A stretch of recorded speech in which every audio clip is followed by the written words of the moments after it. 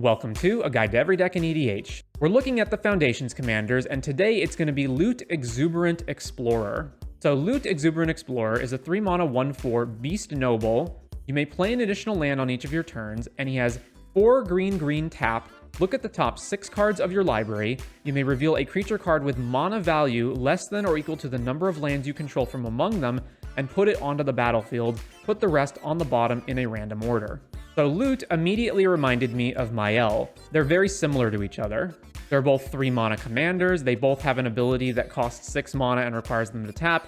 And they both look at the top 5 or 6 cards from our library and put a creature directly from those cards onto the battlefield.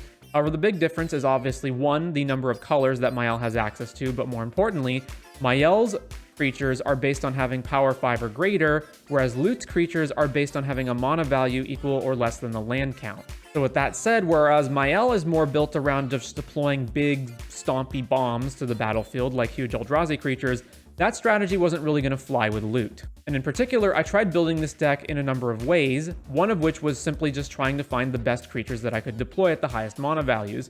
If you think about it, with Loot, you're probably going to have some number of lands and then some number of non-land ramp, so that when you're finally able to activate this ability of Loot's, you'll have somewhere between, say, 4 and 6 lands. Therefore, the creatures that you can actually get off of Loot are going to be limited to between 4 and 6 mana value, or maybe a little bit more if you continue to activate Loot as the turns go by, but you're probably not going to be able to cast some of the bigger spells, things like the big Eldrazi Titans. And after looking over a lot of the best rare, big, stompy green creatures, it was very apparent that this deck was probably not going to be able to win with a big beatdown plan. So to that end, I reshifted the deck and focused more on just finding combo pieces. So with that said, here are our combos, and there's a lot of them here, so I'm not going to go through everything, but it's primarily built around finding a creature that can tap for a lot of mana, and then infinitely untapping it through Hyrax Tower Scout and bouncing the Tower Scout with either Kogla or Temur Sabertooth. So you need a creature that can tap for at least 6, because you need to pay the 3 mana for the Tower Scout, and then you need to pay the 2 for either Kogla or Temur Sabertooth to bounce it, which means as long as you can tap for 6, you can generate infinite mana. There's also Ivy Lane Denizen in combination with either Herd Baloth or Scurry Oak, which will generate infinite tokens. You do have Devoted Druid here, which goes infinite with Luxior for green mana. And there's some other combos with Wirewood Symbiote as well. And depending on which combo you have, there's then a number of different win conditions. Obviously, if you make infinite tokens, you'll be able to win the next turn by simply attacking everyone.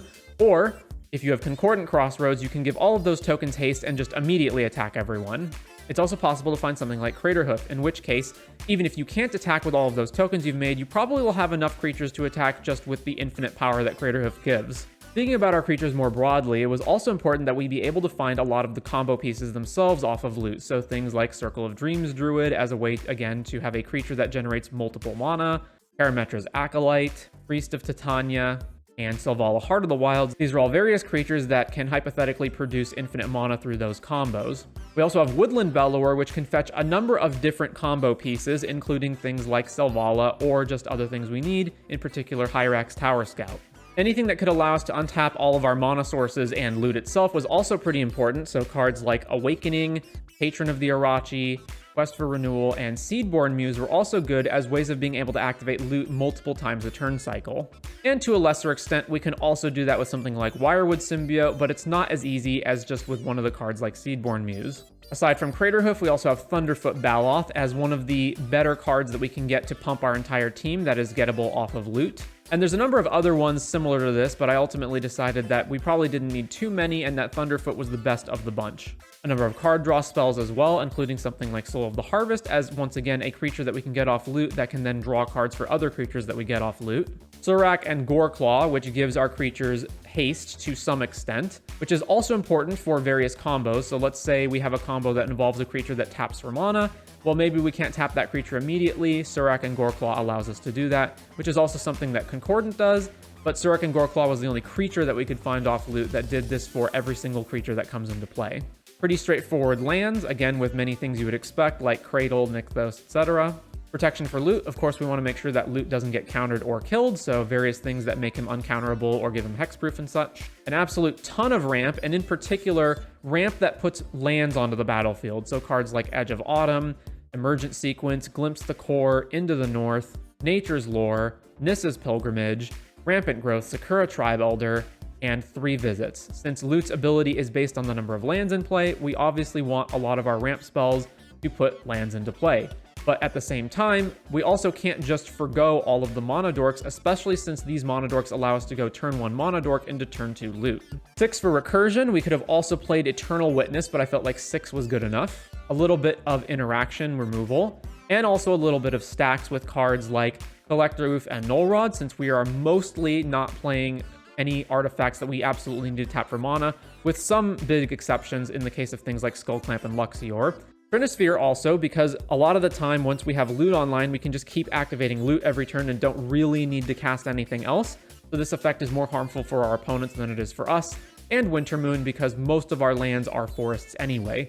Then we've got Bane of Progress as another pretty good creature to hit off of Loot.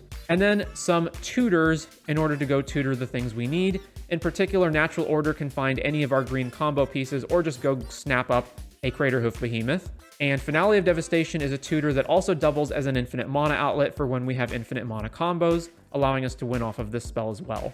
And as mentioned, there were lots of cards that I initially considered for the deck that I ultimately decided not to run with. A lot of those cards were bigger creatures that had mana values higher than what I could reasonably expect Loot to be able to get out, so things like Void Winnower, another Giant Eldrazi, or just a lot of cards that were based on just beating down opponents with either lots of creatures or pumping our team, which I ultimately felt were just not that good. This also meant that cards that draw cards based on big power creatures also became not as relevant.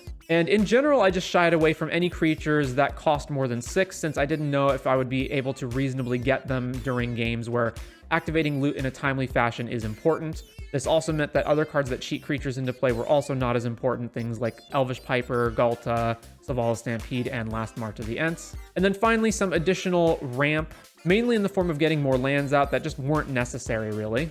So with all that said, that is going to do it for Loot Exuberant Explorer in EDH.